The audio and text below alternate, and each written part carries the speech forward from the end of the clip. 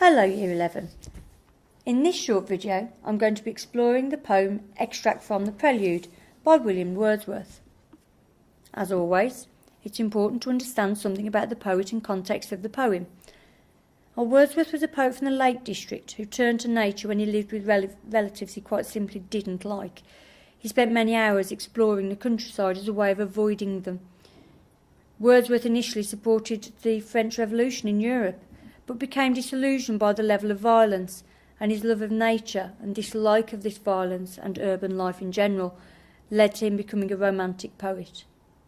These typically focus on the power of imagination, whilst continuing to use ordinary or everyday language. This poem in particular is very easy to understand and follow. As the title suggests, this is only an extract from a much longer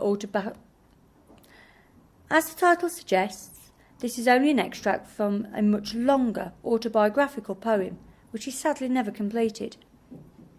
This is often referred to as an epic poem and is written in blank verse, or non-rhyming iambic pentameter.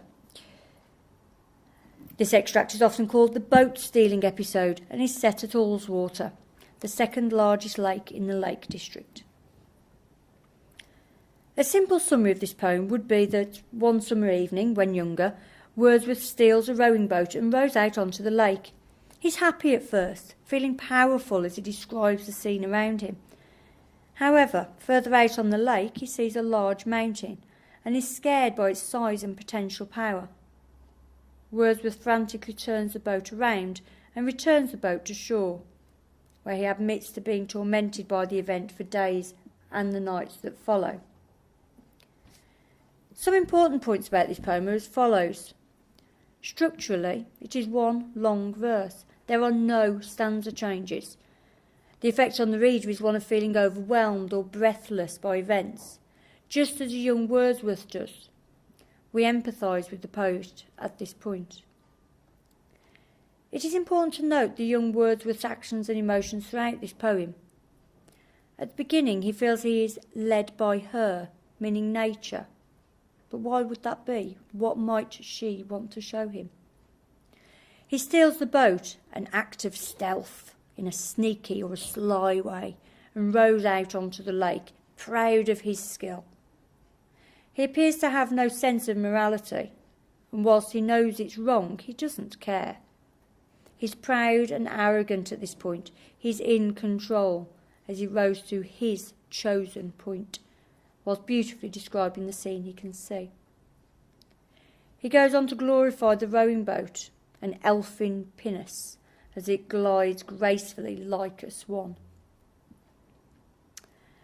On line 21, this changes as he sees a huge peak, black and huge.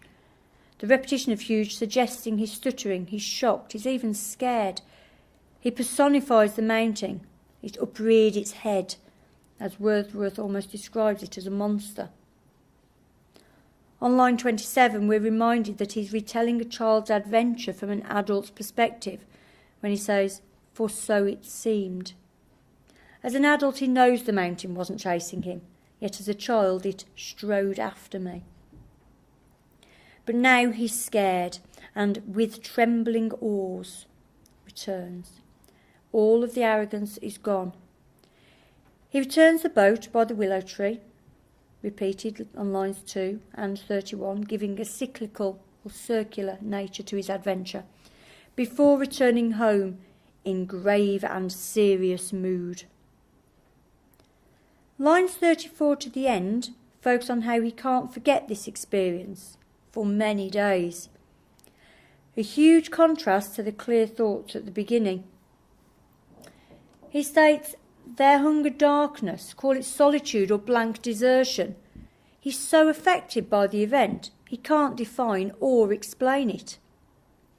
The repetition used of the word no on lines 39 to 41 further emphasise how his pride has vanished, how confused he is. He can now only explain what isn't happening, as he has not got the words to explain what actually is. The theme of memory having an impact on the narrator allows you to link this poem to both Remains and War Photographer. all three of the poems, the narrator has been changed or affected by a personal experience that they have undergone. The power of nature links to storm on the island and exposure, as in all of those poems, nature is shown to be frightening or scary. But the wider themes of this poem are the views of man, nature and society. And whilst man and society are shown to be arrogant and proud, nature is shown as having the ultimate power over mankind. I hope that helps you understand this poem a little better. Thank you.